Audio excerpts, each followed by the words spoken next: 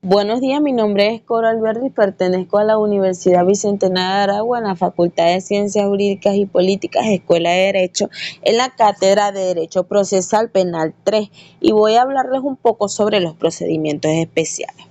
En el Código Orgánico, Procesal Penal contempla en su libro tercero el trámite a seguir en los procedimientos especiales. Los procedimientos contemplan y tienen como característica común el que presentan variantes respecto al orden de las fases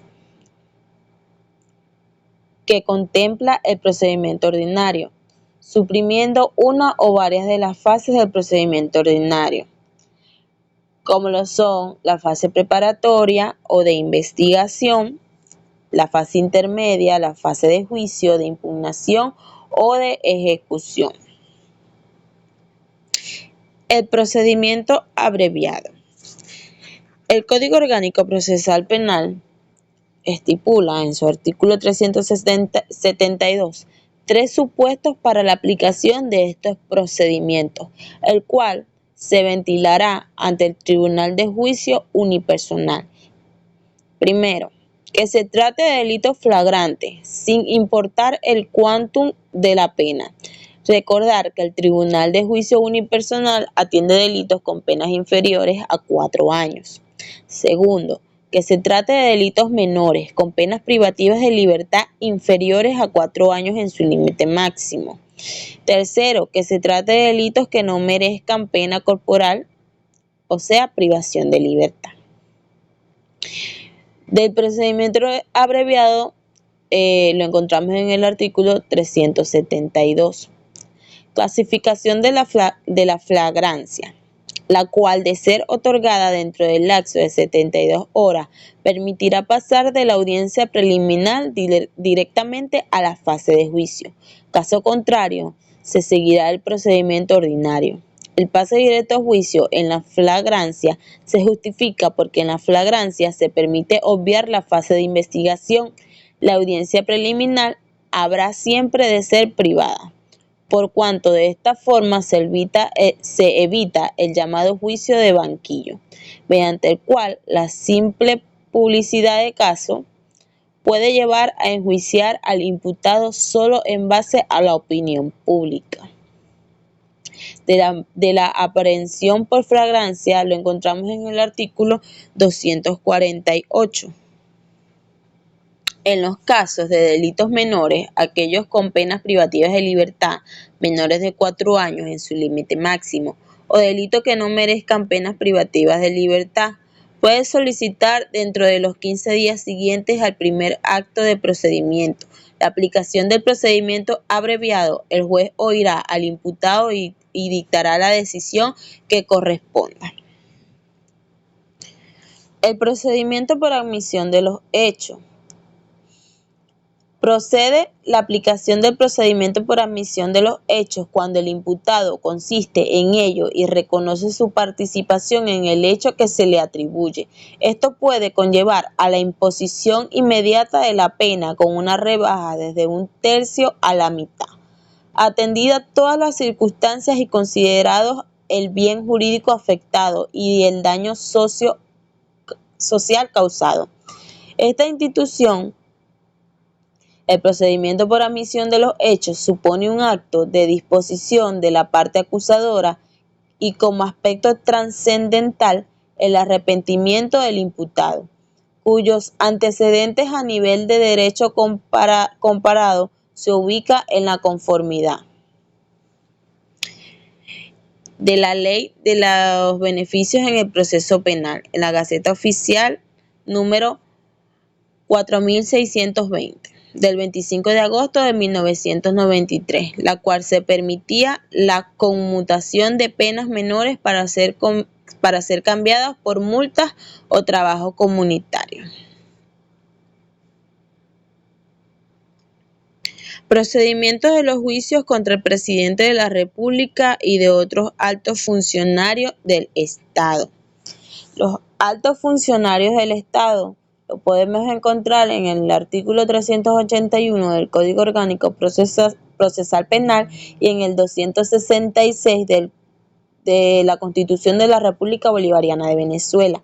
El artículo 381 prescribe los altos funcionarios. A los efectos de este título son altos funcionarios los miembros de la Asamblea Nacional, los magistrados del Tribunal Supremo de Justicia, los ministros en el Fiscal General, el Procurador General, el Controlador General de la República, los gobernadores y los jefes de misiones diplomáticas de la República. Deben incluirse, según la doctrina, a los jueces superiores de la Corte de Apelación y a los presidentes de los circuitos penales. El artículo 266 de la Constitución son atribuciones del Tribunal Supremo de Justicia, en el numeral 2, declarar si hay o no mérito para el enjuiciamiento del presidente o presidenta de la República o quien haga sus veces y, en caso afirmativo, continuar conociendo de la causa previa autorización de la Asamblea Nacional hasta la sentencia definitiva. En el numeral 3, declarar si hay o no mérito para el enjuiciamiento del vicepresidente ejecutivo o vicepresidenta ejecutiva, de los o las integrantes de la Asamblea Nacional o del propio Tribunal Supremo de Justicia, de los ministros o ministras, del procurador o procuradora general, del fiscal o la fiscal general, del contralor o contralora general de la República, del defensor o defensora del pueblo, los gobernadores o gobernadoras, oficiales generales y almirantes de la Fuerza Armada Nacional y de los jefes o jefas de misiones diplomáticas de la República, y, en caso afirmativo, remitir los autos al fiscal o a la fiscal general de la República o a quien haga sus veces si fuere el caso. Y si el delito fuere común, continuará conociendo de la causa hasta la sentencia definitiva. Si el Tribunal Supremo de Justicia declara que hay mérito para el enjuiciamiento del presidente de la República, debe continuar conociendo de la causa hasta la sentencia definitiva, previa autorización de la Asamblea Nacional, a tenor de lo dispuesto en el numeral 2 del artículo 266 constitucional. Si se trata de los otros altos funcionarios del Estado y se declara que hay mérito para el enjuiciamiento, deben distinguirse dos supuestos. Primero, si se trata de algún alto funcionario que no tuviere la condición de parlamentario, este quedará suspendido del ejercicio de sus funciones y el Tribunal Supremo de Justicia continuará conociendo de la causa hasta su sentencia definitiva. Segundo, si se trata de un miembro de la Asamblea Nacional, el enjuiciamiento solo será procedente en caso de que la Asamblea acuerde el allanamiento de la inmunidad parlamentaria. En caso de que se levantara tal privilegio, debe remitirse los autos al Tribunal Supremo de Justicia, quien continuará conociendo de la causa hasta la sentencia definitiva. Cumplidos los requisitos anteriores, la causa seguida al alto funcionario debe tramitarse conforme a las reglas del proceso ordinario, es decir, procede la convocatoria para el juicio oral y público, pues la función que en el procedimiento ordinario ejerce el juez de control respecto de la acusación. En este caso, la desempeña el Tribunal Supremo de Justicia. Por tanto, la declaratoria de haber méritos por el enjuiciamiento equivale al auto de apertura al juicio. Una vez que se han cumplido los trámites necesarios para el enjuiciamiento, el funcionario queda suspendido e inhabilitado para ejercer cualquier cargo público durante el proceso. Si el tribunal declara que no hay lugar para el enjuiciamiento, debe pronunciar el sobreseimiento. Si se tratara de un delito de instancia privada al trámite ante el Tribunal Supremo de Justicia, debe iniciarlo la víctima, por ser esta en esos casos la titular de la acción penal. El procedimiento de extradición.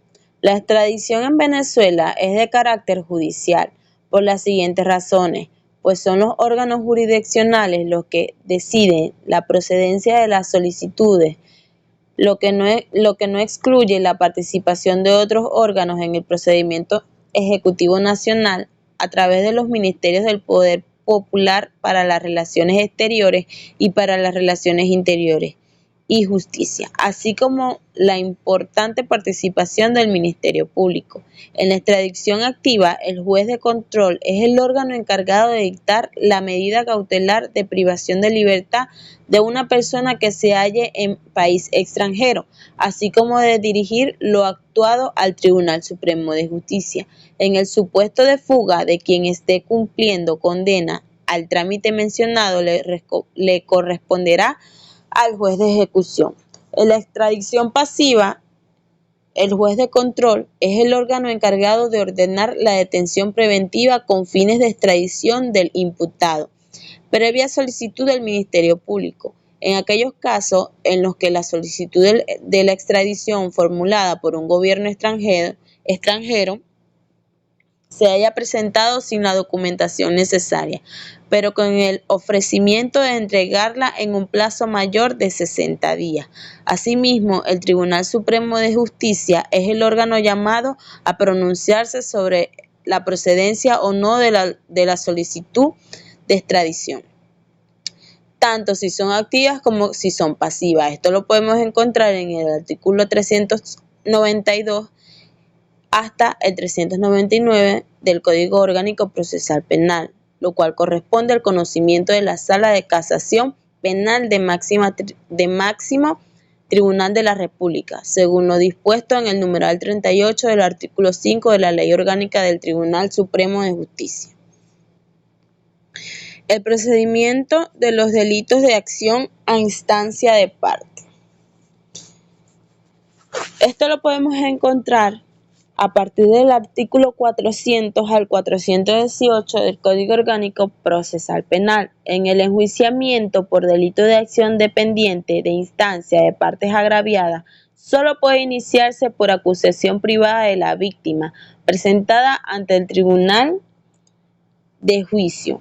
En la acusación debe dedicarse la identificación y domicilio o residencia del acusador y el acusado, la indicación del delito imputado y una relación especificada de todas las circunstancias esenciales del hecho. Los elementos de convicción en los que se funda la atribución de la participación del imputado en el delito, la justificación de la condición de víctima, la firma del acusador o de su apoderado con poder especial, si el condición de víctima, la firma del acusador o de su apoderado con poder especial, si el acusador no supiere o no pudiere firmar, debe concurrir personalmente ante el juez y en su presencia estampar la huella digital. En todo caso, el acusador debe concurrir personalmente ante el juez para ratificar su acusación y el secretario debe dejar constancia de este acto procesal. El Código Orgánico Procesal Penal admite la posibilidad de intervención de más de un acusador, no así la admisión de más de una acusación privada. Por tanto, si varias personas pretenden ejercer la acción penal con respecto a un mismo delito, deben ejercerla conjuntamente por sí o por medio de una sola representación. Dado que la víctima carece del poder de investigación que se otorga al fiscal respecto de los delitos de acción pública, si fuera necesario llevar a cabo una investigación preliminar para identificar al acusado, determinar su domicilio o residencia para acreditar el hecho punible o para recabar elementos de convicción. La víctima puede solicitar al juez de control la práctica de una investigación preliminar. La solicitud que se formule debe contener su nombre, apellido, edad, domicilio o residencia y número de cédula de identidad, el delito por el cual pretende acusar, la justificación acerca de su condición de víctima y el señalamiento expreso y preciso de la diligencia que será objeto de la investigación preliminar, según estableció la Sala Constitucional mediante la sentencia número 234 del 14 de marzo del 2005. Si el juez de control considera que se trata efectivamente de un delito de instancia privada y luego de verificada la procedencia de la solicitud, ordenará al Ministerio Público la práctica de las diligencias expresamente solicitadas por quien pretenda constituir en el acusado privado. Una vez concluida la investigación preliminar, sus resultas serán entregadas en original a la víctima, dejando copia certificada de la misma en el archivo. La decisión del juez de control que niegue la práctica de la investigación preliminar puede ser apelada por la víctima dentro de los 5 días hábiles siguientes a su publicación. El tribunal de juicio deberá declarar admisible la acusación cuando el hecho no reviste carácter penal. La acción esté evidentemente prescrita, verse sobre hechos punibles de acción pública o falte un requisito de procedibilidad. En caso de que los requisitos fueren subsanables, el juez debe dar un plazo de 5 días para corregirlos. En caso contrario, debe archivar la acusación. Como sanción para el acusador que insta al aparato jurisdiccional y posteriormente desiste o abandona el proceso, se le conmina al pago de las costas que haya ocasionado. Ese desistimiento puede ser expreso si el acusador manifestare su voluntad en ese sentido o tácito. Esta última posibilidad de ser concreta cuando el acusador sin justa causa no comparece al juicio oral y público, el desistimiento o abandono de la acusación privada impide intentarla de nuevo. Si el acusado fallece antes de concluir el juicio oral y público, cualquiera de sus herederos, quienes a tenor de lo dispuesto en el artículo 119 del Código Orgánico Procesal Penal, también tiene la condición de víctima, pueden asumir el carácter de acusadores si comparecieren dentro de 105 días siguientes a su muerte. Esta fue toda mi exposición. Muchísimas gracias por su atención.